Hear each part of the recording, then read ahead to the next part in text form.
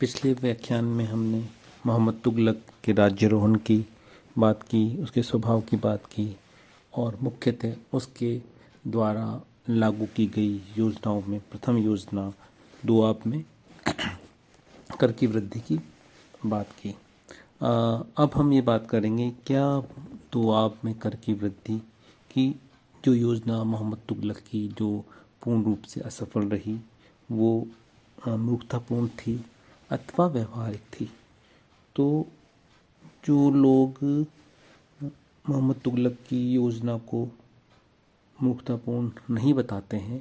या मूर्खतापूर्ण होने के विपक्ष में तर्क देते हैं, उन विद्वानों में जो हैं वो मुख्य रूप से डॉक्टर ईश्वरी प्रसाद हैं, डॉक्टर गॉर्डन ब्राउन हैं। इन लोगों ने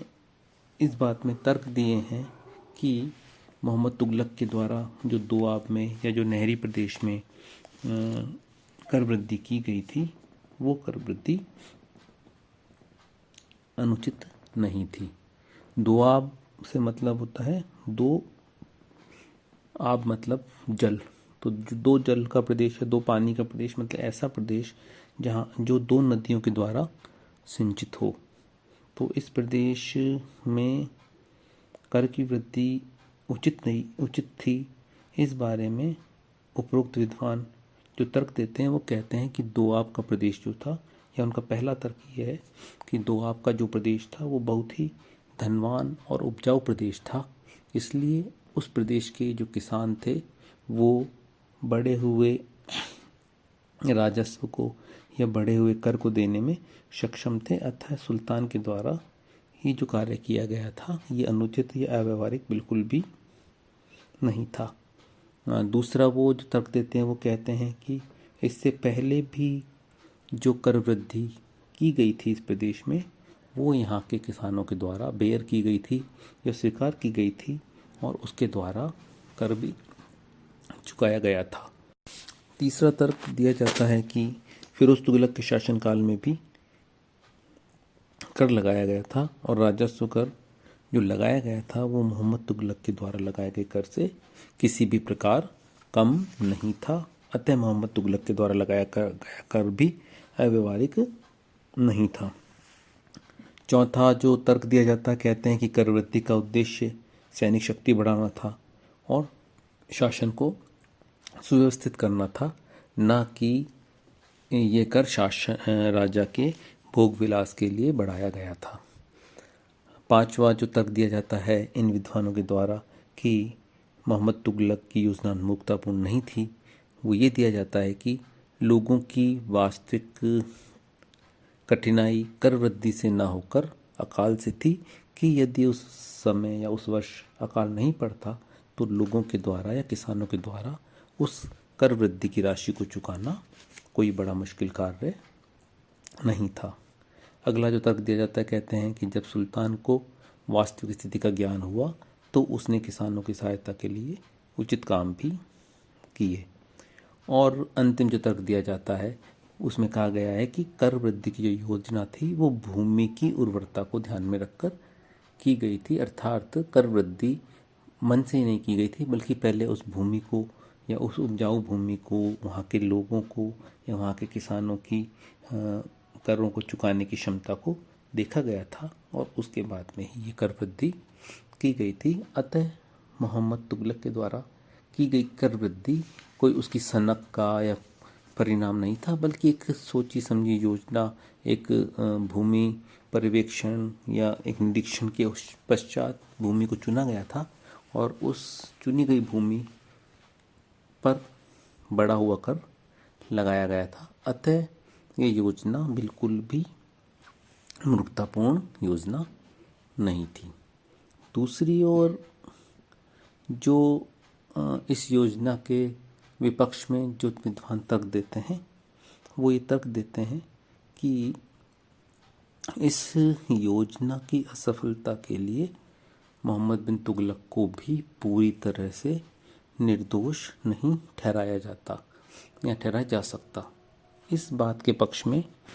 ये विद्वान अपने तर्क देते हैं कि यद्यपि ये योजना सही थी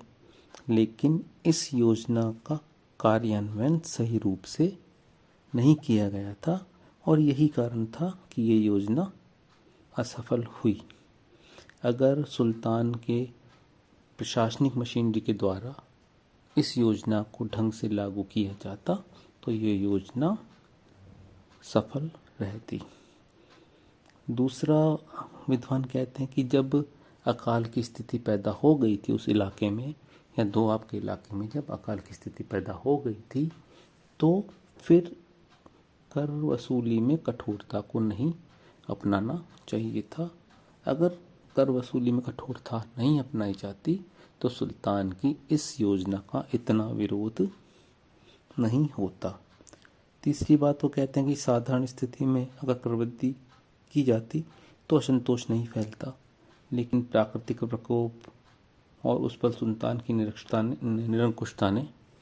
आग में की वाली कहावत चरितार्थ की, और यही कारण था कि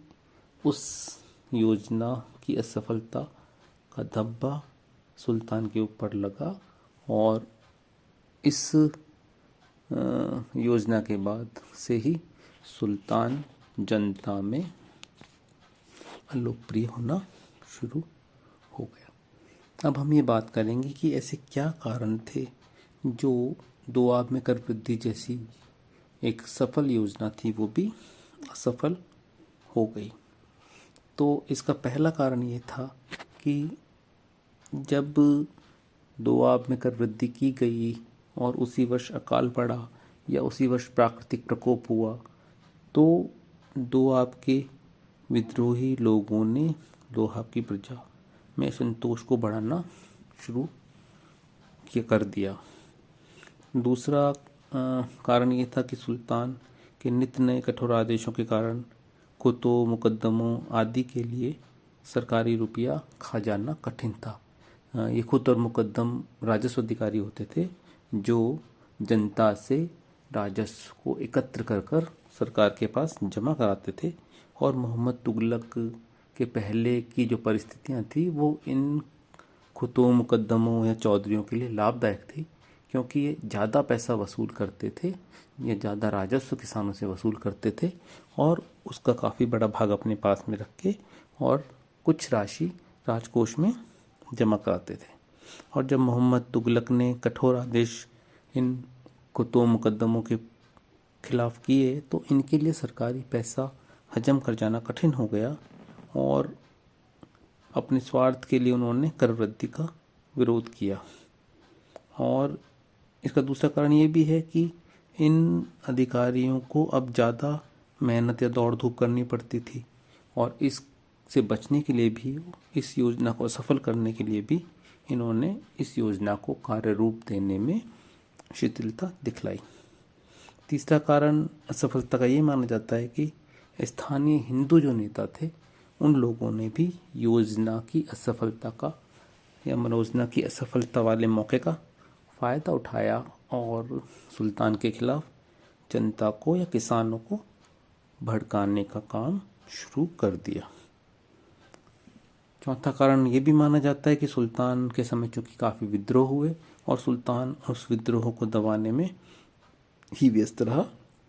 यही कारण है कि अकाल के निर्धारण होने के बाद भी अकाल से उत्पन्न समस्याओं को वह समस्याओं का समाधान वो समय पर नहीं कर पाया और यही कारण था कि जनता में शासक के विरुद्ध विरोधी भावना पैदा हो गई। पांचवा कारण ये माना जाता है कि सुल्तान द्वारा जनता को कठोर दंड देने पर जब विद्रोह के आसार प्रकट हुए तो राजपूत सामंतों ने भी विद्रोहियों के साथ मिलकर विद्रोह को बढ़ावा दिया। और जब इन सब हम कारणों को देखते हैं तो इसमें कारण सरकारी मशीनरी की शिथिलता भी आता है कि सुल्तान के पास जब अकाल की जो सूचना थी कि दोआब में अकाल पड़ गया है वो सूचना भी सुल्तान के पास देरी से पहुंची। अगर वो सूचना सुल्तान के पास में समय से पहुंच जाती तो हो सकता है कि सुल्तान कर वृद्धि की वापसी या कर वृद्धि की योजना की वापसी जल्दी करता और उसके खिलाफ इतना बड़ा असंतोष पैदा नहीं होता। फिर भी अगर हम ओवरऑल देखें या संप्रति में देखें तो कर वृद्धि की योजना असफल हुई और सुल्तान के द्वारा उसको वापस लेना पड़ा। इस प्रकार हम देखते हैं कि दोआब में कर वृद्धि संबंधी जो पहला प्रयोग मोहम्मद बिन तुगलक का था वो असफल रहा। अब अगले व्याख्यानों में हम उसके अगले प्रयोग की बात करेंगे जो है राजधानी परिवर्तन। धन्यवाद।